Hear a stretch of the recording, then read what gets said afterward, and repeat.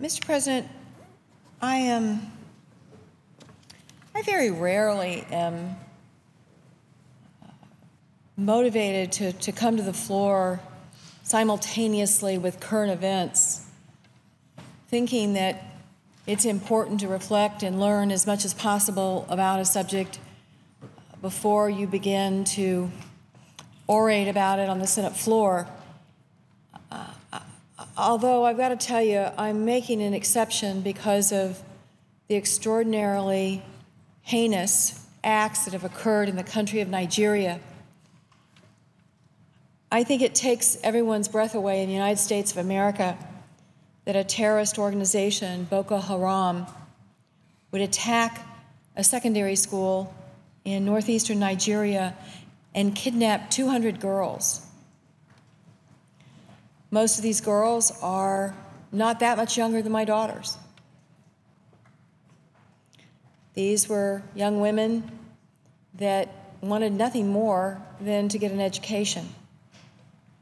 We are now told that these terrorists have proudly proclaimed that they will enslave these young women, that they will sell them as slaves.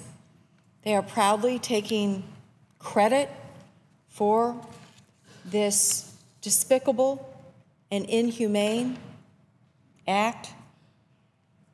I want to thank Senator McCaskill and Senator Collins for organizing a letter to the President to urge him to include Boko Haram in the United Nations Al-Qaeda sanctions list. I want to thank the other senators who have introduced a resolution that we have passed this afternoon condemning this attack. But I've got to tell you that we've got to do more. It concerns me, honestly, that this is occurring in a country where the leader of this country, not too long ago, signed into law a measure that anyone entering into a homosexual relationship can be imprisoned for up to 14 years. And in this same country, we have a terrorist organization capturing young women and enslaving them for dollars to be child brides, proudly proclaiming that it is a sin for these young women to want to get an education, and that this action was necessary to purge them of their sins and marry them off.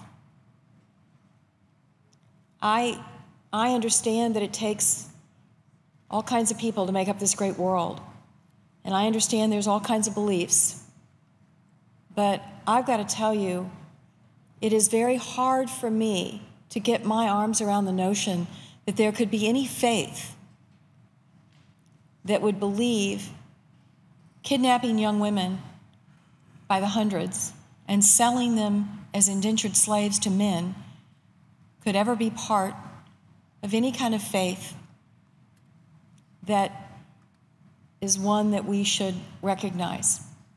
These are not people of faith. These are heinous criminals.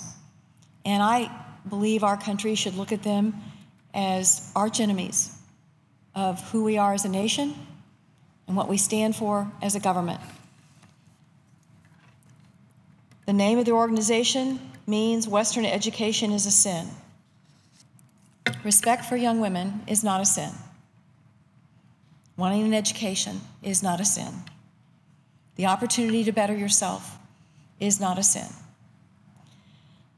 These incredible crimes that have been committed should not go unanswered, and I think it is incumbent on our nation, with the great resources we have, to make sure that we send the appropriate message to the world that this is Al-Qaeda, this is our enemy, not just to our values and our way of life, but importantly, an enemy to innocent young women.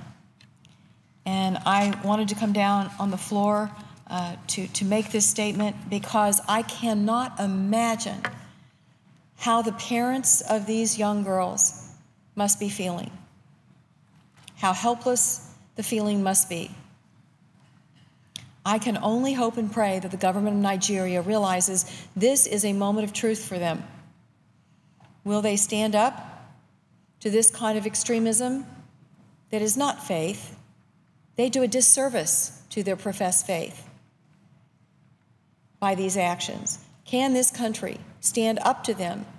And can we help them stand up to them? And most importantly, can we do anything to save these young women? When I go to bed tonight, I will, in my faith, thank God for my family and my children, and I also ask for prayers for these young women in hopes that they can be rescued, that they can be reunited with their desire to get educated, and that their families will not have to spend days wondering if they'll ever see their child again or if, in fact, their child will even survive.